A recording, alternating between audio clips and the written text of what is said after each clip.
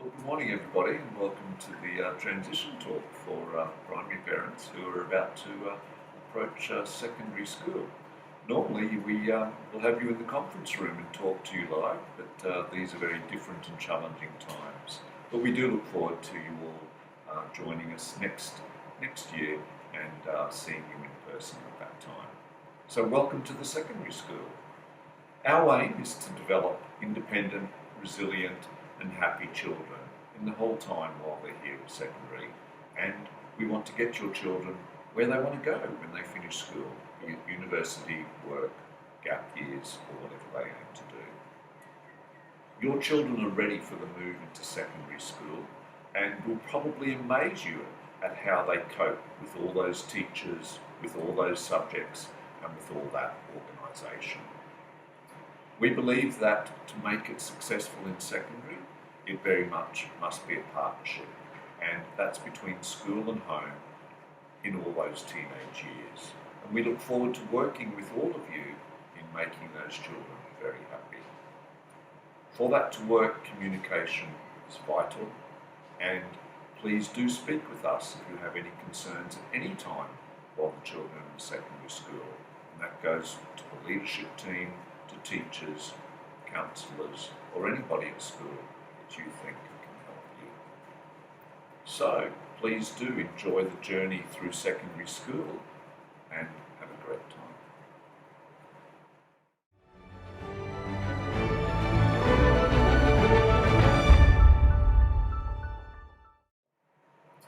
And so now I'd like to introduce you to our team who's going to be presenting this morning and looking after your children next year.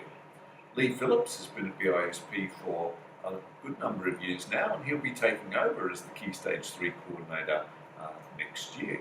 And he will also be speaking to you today about what will happen in grade 7 next year. Miss Burley, who unfortunately will be leaving us, will take you through what Key Stage 3 is about, what Year 7 is about, and so please do enjoy the presentation.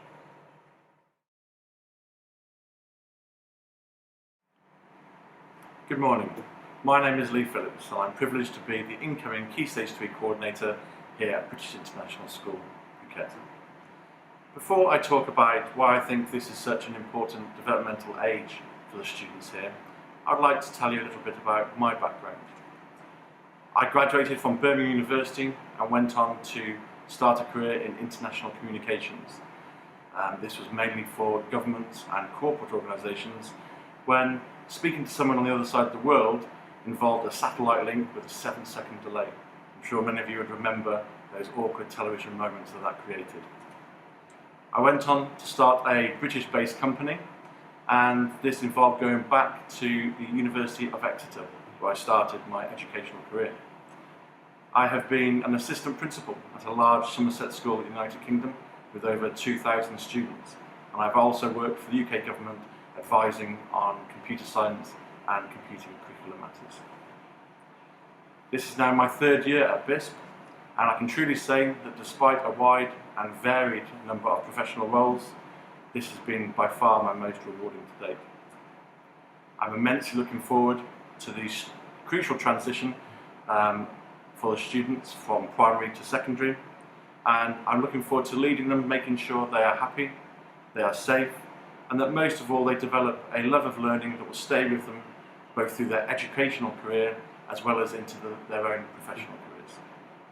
I'm sure I will meet with many of you personally as the school year starts, and we resume normal life here at the British International School, Phuket. Thank you.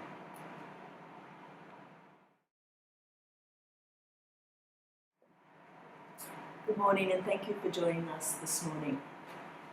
This morning I wanted to take an opportunity to talk to you a little bit about what to expect in the transition days coming up for your sons and daughters, and also to look at some of the main things that you might be thinking about in preparation for your students coming into secondary next year.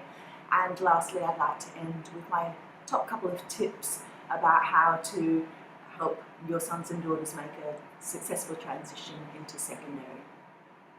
Every year, even though the group of students coming up from 6 into 7 are of course very different people individually and as a collective cohort, there are always 3 things that the students want to know.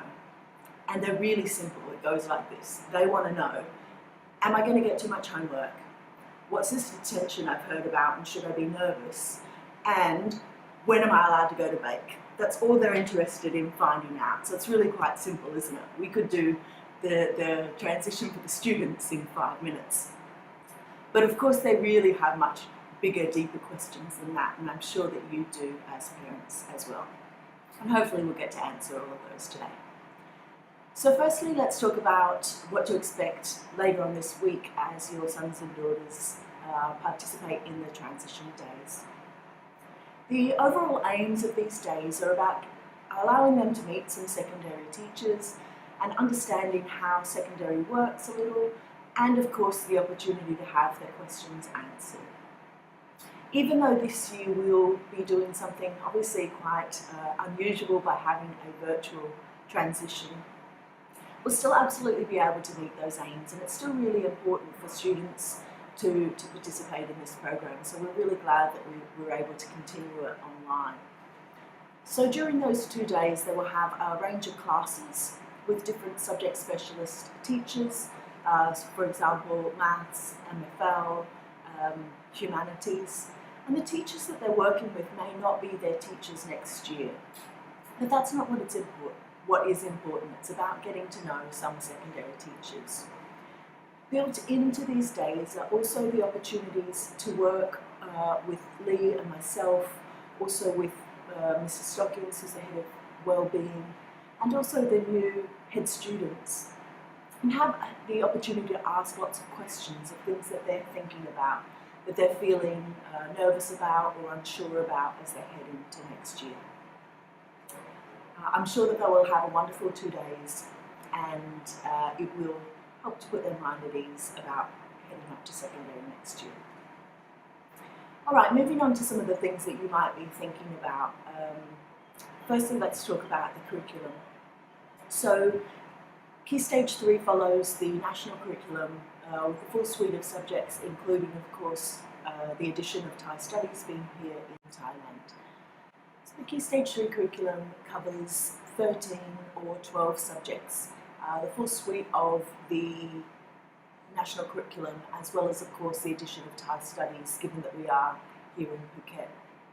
So the subjects that your sons and daughters will study are English, Maths, Science, the Humanities, which are divided into History and Geography as 2 separate subjects, DT, ICT, PE, Art, Drama, Music, and then we get to languages, and this is why I said 12 or 13. If the students are doing Thai A as their language, then that's their 12th and final subject. If their MFL is Spanish, French or Mandarin, then that will be their 12th subject, and the 13th will be a Thai studies lesson, which is once per week. Speaking of languages, during the transition days, students will do taster lessons in the different languages, and after that time we will send to you a Google form to make their final selection of their language for next year. Now, with these 12 or 13 different subjects, of course, comes 12 or 13 classes and teachers. And so I wanted to explain a little this morning about how those classes are formed. First of all, there is a tutor class, and the Year 6 teachers help us put together these class lists based on things like friendship groups and students who work well together, distributing students of different learning styles and levels, different personalities and the like, to make nice balanced tutor classes. The tutor class meets every morning for registration, daily notices, and involved in small activities like things to develop teamwork and leadership skills of students. It's just a short meeting in the morning, ending with the national anthem before they head off to their first class. Some of their subjects are taught in this tutor class, and so these are things like PE, drama, ICT, and science, for example, but not all of the subjects are taught in this one class. We think it's really important that students have the opportunity to learn with different people and also recognise that different subjects by their very nature require a different design of class makeup.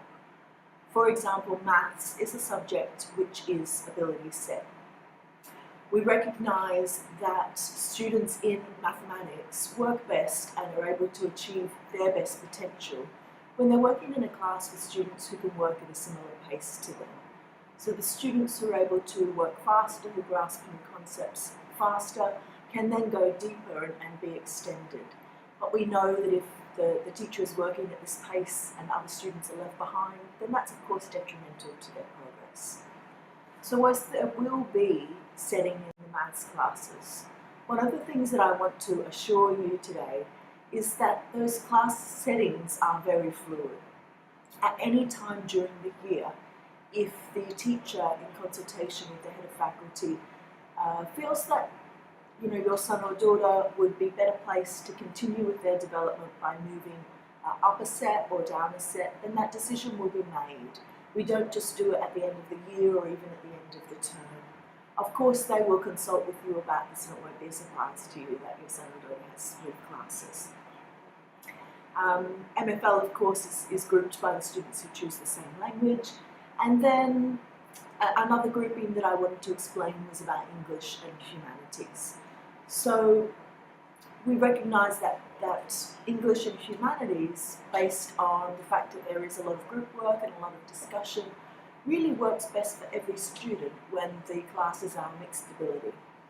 So those three subjects are taught with one similar class grouping, but it's different to the tutor class. And so those are carefully designed groupings as well. I want to talk to you now about some of the organisation structures that we have in place in the secondary school. Of course, moving from having one core class teacher to now taking so many subjects with so many different teachers, one of the things that students often worry about is how will I keep myself organised? But whilst it's new to them, it's not new to us, and so I want to assure you that we have some good structures in place to help them keep organised. We use Google Classroom in the secondary school as our learning management system, in a similar way that you're used to Seesaw in the primary school. So each subject that your son and daughter are a part of will have a Google Classroom page where teachers are posting resources, posting homework, and posting assignments. Sometimes this homework and assignments are actually submitted through Google Classroom. Sometimes it's just the instructions of something that they're working on in their exercise book or the like. As a parent, you will have access to this next year, and when you first are enrolled, you will have the option to choose either a daily or a weekly summary that you receive, which is a great way to see tasks that are coming up. And hopefully you won't see this, but you'll see also a list of tasks that might be overdue, so that you know when your sons and daughters aren't quite meeting their deadlines. We also work with a paper diary so that students can keep notes of their important deadlines that are coming up. Homework, as I mentioned, is one of the things that your children are probably already feeling a little anxious about. Homework could be overwhelming in secondary if we didn't manage it well. But I want to explain to you the homework timetable and how it works. I think that this is the best organisation strategy that we have in Key Stage 3, and I must say I've never seen it in any school that I've worked at before. So if we take Monday, for example, your sons and daughters will have 6 one-hour lessons on a Monday. If every teacher were to assign them homework, that would be stressful and overwhelming. So the homework timetable, which is printed down the bottom of their normal timetable, tells them which teachers are allowed to give them homework on that day. So they know they have these 6 classes, and then on Monday they may receive, for example, music homework and maths homework. It lets them know what to expect, and it also allows you to have informed conversations with them. One of the things, unfortunately, that you're going to find over the next few years is that you get less and less information from your sons and daughters. As you ask them about their day, as you ask them what homework do you have, you're likely to get a kind of answer where they don't really want to commit to giving you that information. Know that that's normal. But by having access to the homework timetable, rather than asking a general question like, what do you have for homework, if you actually ask, what did you get for science homework today? They're more likely to be forthcoming with the answer because they know that you already know anyway. The other kind of structures that I want to talk to you about today are the support structures that we have in place. I've already mentioned the form tutor, who your sons and daughters will meet with every morning. The form tutor, as well as Lee as the Key Stage 3 coordinator, are your 2 go-to people. Keeping in mind that there will be 13 teachers, you don't want to be constantly having to speak with and write to all of those different teachers. So by communicating with Lee and by communicating with the form tutor, you can know that that information will be passed on to all of the relevant teachers. So they're really key people to support both the students and also you as parents. So they're a wonderful resource. I want to mention briefly the Wellbeing Program, although you get lots more information about this next year. The Wellbeing Program has, I guess, 2 key components to it. One is formal timetabled lessons, which occur every second Wednesday and cover a range of topics, from things like study skills to how to safely do stretches before and after exercise to prevent injuries, to how to navigate friendship problems. But as well as these timetabled lessons, wellbeing is something that's woven into the fabric of every day here at school. And so we are teaching students a lot of great skills about themselves, understanding their emotions, and being an effective member of our school community. As part of this wellbeing program, we have a range of teachers who are taking on the role of coaches.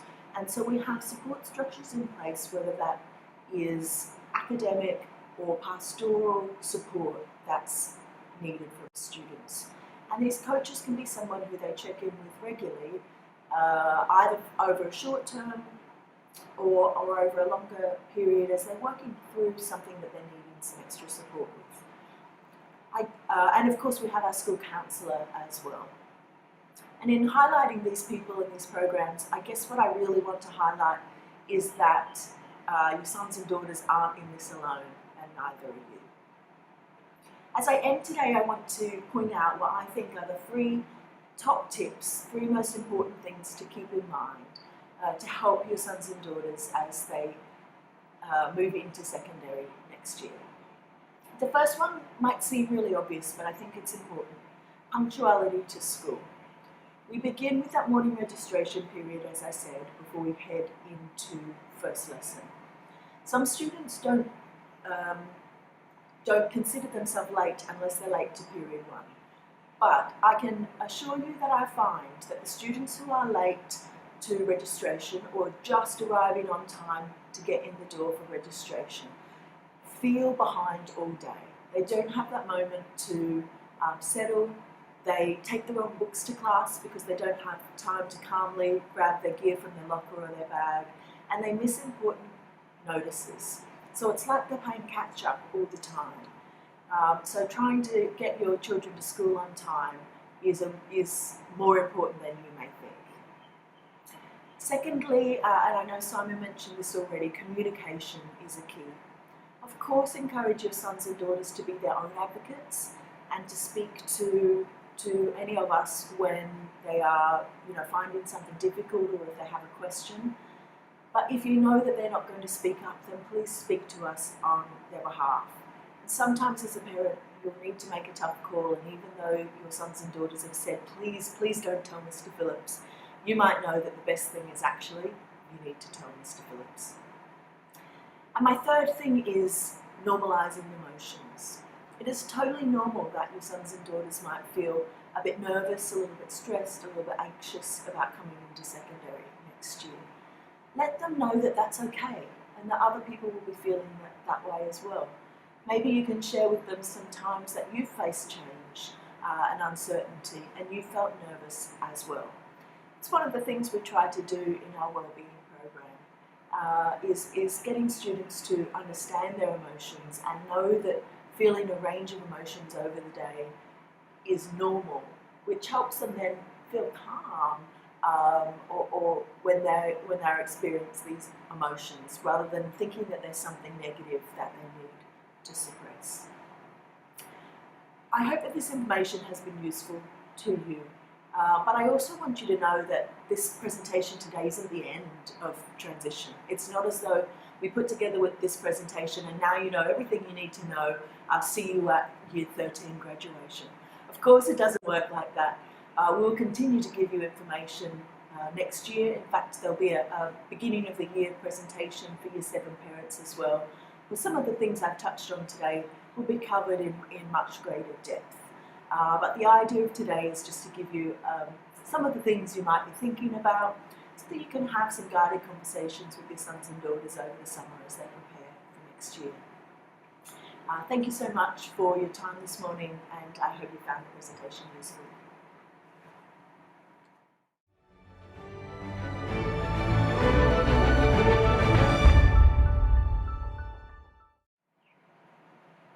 As Mr. Meredith shared with you, this is unprecedented times, and therefore this year not only did you get to see our video presentation, but we're going to be answering questions live on YouTube live stream. If you do have any questions for us, now's the opportunity to put them into the comment section of YouTube live, and we will be able to answer those straight away for you. Looking forward to speaking to you straight away. Thank you.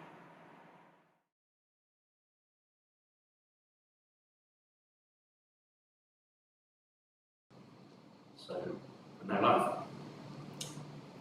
Good morning, everyone. I hope that you can hear me well. Firstly, I'd like to apologise again for the delay in the presentation starting this morning.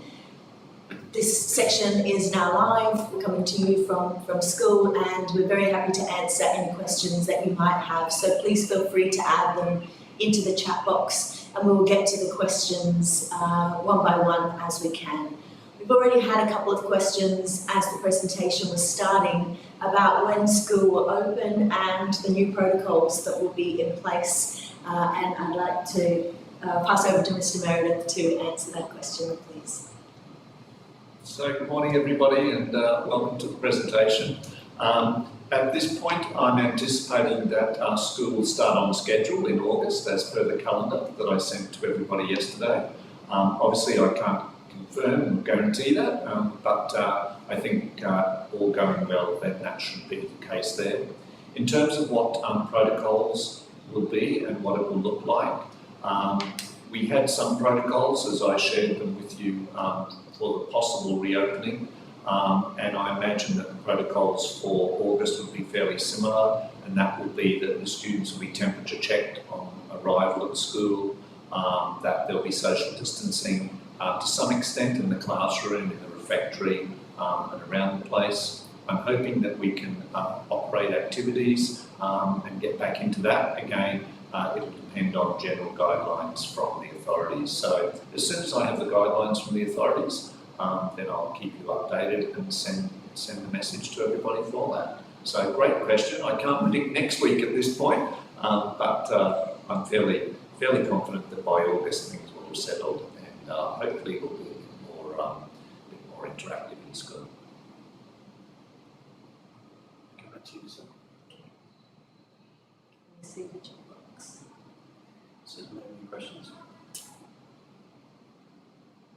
Okay, one other question that I had via email before the presentation was about equipment that students might need for Year 7, thinking about if you wanted to make those purchases over the summer. The two most important things, and the only real things that are different from the general stationery that you would already bring to primary, are ensuring that students have a MacBook, and secondly a calculator. And a letter will come out from Mr. Griffin, who's the head of maths, about the kinds of calculators that are used across secondary. Just to give you some information so that if you're making a new purchase anyway, you purchase one that will see your child through the next few years of maths.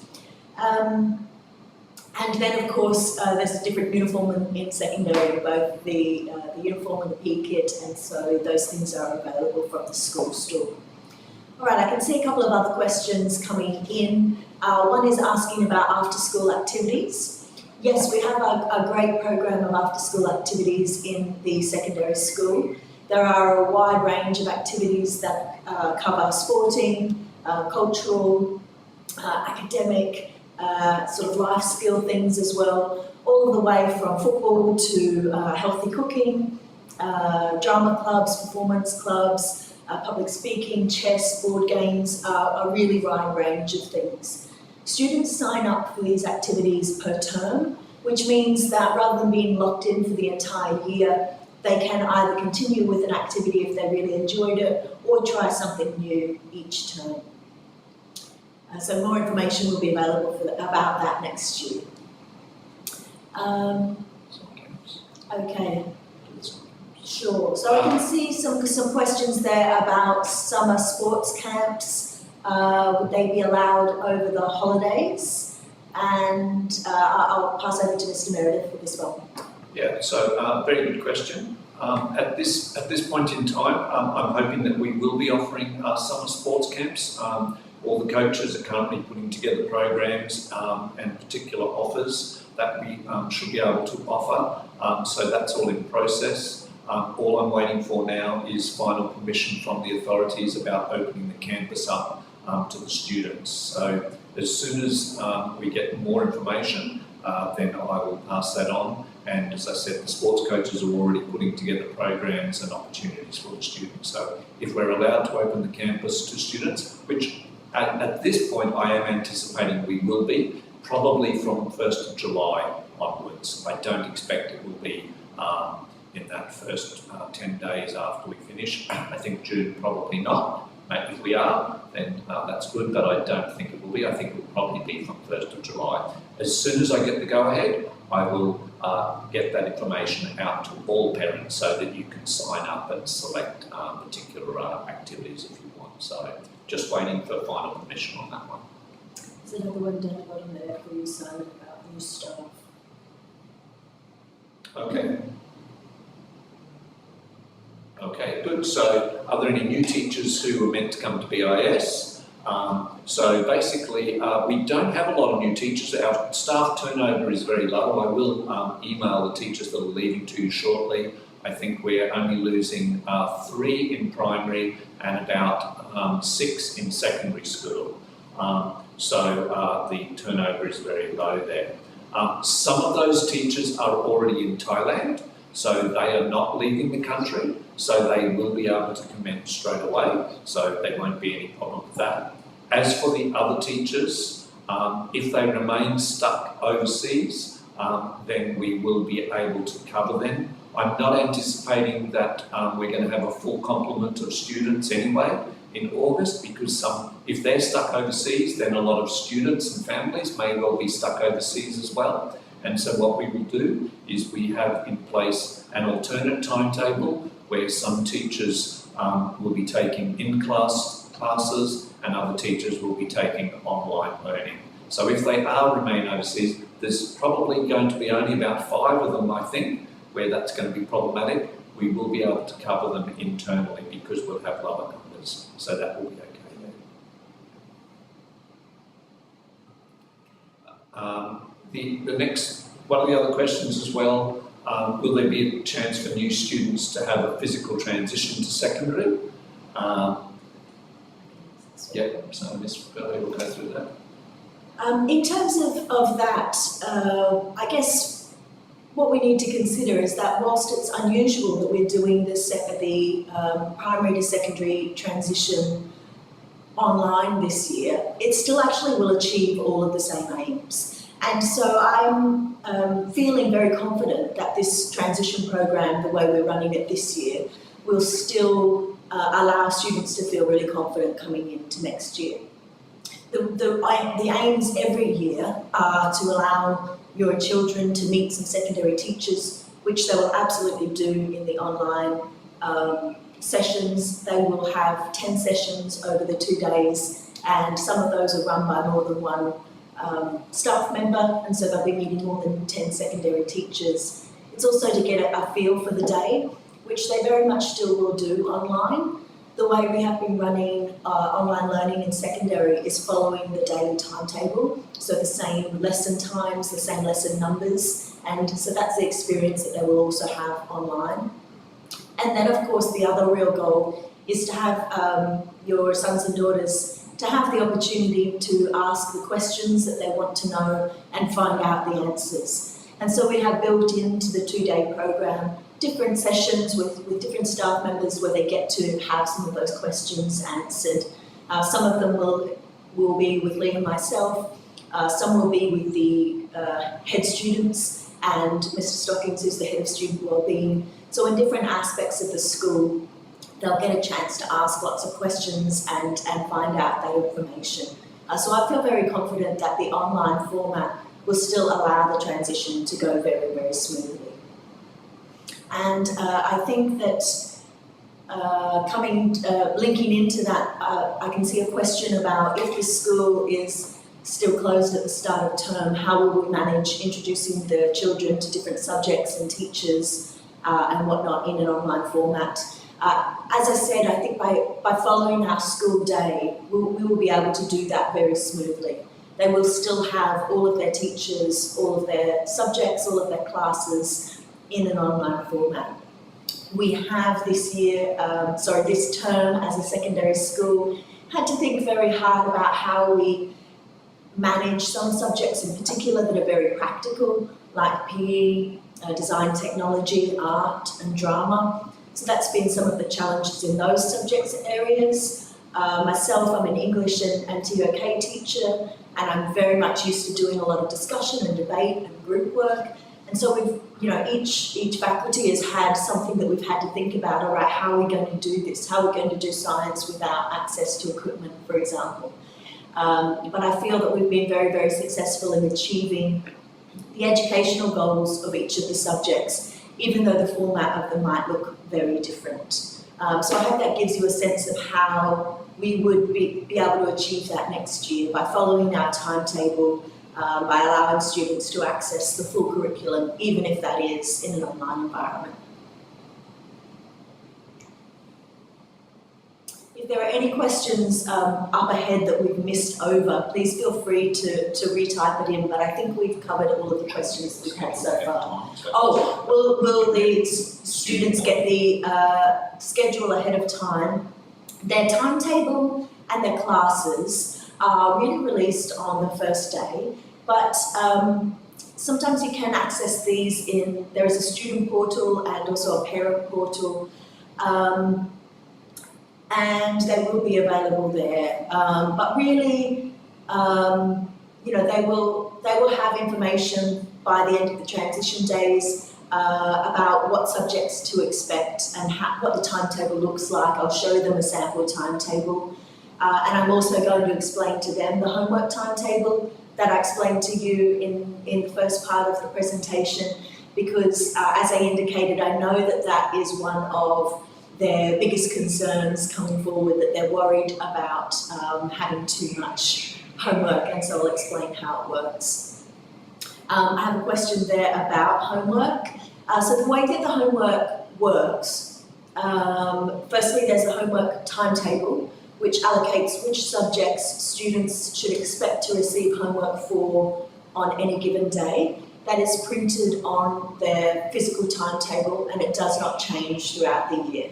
So for example, they may know that on Monday, whilst they have 6 subjects, only their maths and science teacher, for example, allocates homework on that day. It lets them know what to expect. So generally it is 2 or 3 subjects that they receive homework in per day. And the amount of homework received by any class teacher is not to exceed 20 minutes. In the majority of cases, teachers give 2 nights for that homework to be done, so homework set on Monday, maybe due on Wednesday. In some of the subjects, the lessons are only once per week, so they will have the entire week to do it, like music, for example. But students, when their homework is set, they will always know when the due date is, so it's not a surprise to them or panicking about, is it due tomorrow? I'm not really sure. So that covers homework. A question there, when will students know their form group? They will know that on their return to school next year. The Year 6 teachers work very, very closely with us in preparing these class, the form class lists, because of course they know your sons and daughters far better than we can get to know them in the next couple of days. And so they spend a lot of time working with students on who are the people in their class who they feel comfortable with, who they can work well with as well, because we know that some friends make excellent classmates and some friendships are far too distracting in the classroom, and so it's about finding that right balance. As I explained in the first part of the presentation, the form group isn't their only teaching group though, and so they may be disappointed to find that a certain friend isn't in their form class, but then may discover that they have English, history and geography together. So there's a good range of groupings that they're in over the school day. That's it for the questions, I think. Okay, we can't see any more questions coming through. Unless somebody else has something that they want to add, we might wrap up the presentation there, but please know that you can email myself, Simon or Lee at any stage with any questions, and we would be most happy to answer your questions. Of course, seeing your children on Thursday and Friday for our online transition days, you may find that they can actually answer your questions for you as well. You might be talking about something as a family and they may very well have discovered the answer. Please do encourage them to ask the questions that they want to ask during those days. That's what it's there for. And operating from home, really all they need is to have their charged computer ready to go and have some pen and paper or paper and pencil beside them. They will absolutely have their break time and their lunch time. We also have small breaks between the lessons. As I indicated, we're following our timetable, and our daily timetable, of course, builds in time for students to move from one classroom to the other. And so we still have that in the online environment. So lesson 1, for example, goes from 8:05 until 9:05, and period 2 starts at 9:10. So they have that 5-minute changeover time, which usually is walking from one classroom to another, and now is just a reset of their mind. It's a chance to run to the toilet, grab a drink, and open up the new link that they'll need for their classroom. We will ensure that via their Year 6 teachers, they know the access links that they need for Thursday morning. The first session on Thursday morning is a whole group session with Lee and myself, where we will set up the routine for the following 2 days, and so they will begin with a lot of information at hand. A question has come through, will secondary still require handwriting? Absolutely. Whilst we are working on our laptops, there is also still a lot of handwriting that happens in classes, and that will always be the case. Exams through the exam boards, IGCSE and IB, at this stage are still certainly written exams, and if we are not teaching students the skills of handwriting, if they are writing in a style that can't be read by an examiner, remembering that it's different to your classroom teacher who's used to reading your writing and understands your style, then that won't set them up for success. And also keeping in mind how long some of these exams can be. We know that handwriting is an absolutely essential skill. Mr. Meredith, there's a question here about uniform. Uniform shop. So normally the uniform shop is open all through the summer holidays. Due to the COVID-19 restrictions, they're just making some changes to the way things are done, and they will email you shortly about that. But normally, as I said, it's open all through the holidays there, but they will be contacting you shortly about the new way to purchase uniforms and pick them up, etc. But you should be able to do that at any time. Okay, this video will be accessible. The link will be emailed out to all parents this afternoon, so you can review the questions and answers submitted and also all the information that was presented in the video at the start, the first 25 minutes. If there are any further questions, they can be submitted through the normal channels, either to myself, Lee Phillips, or to Miss Burley or to Mr. Meredith, and we can answer those, or like Miss Burley said, hopefully lots more questions will be answered during the transition days this coming Thursday and Friday, when we look forward to meeting the Year 6s. Thank you very, very much for joining us this morning, and if you're watching this later on, thank you for joining us at your convenience.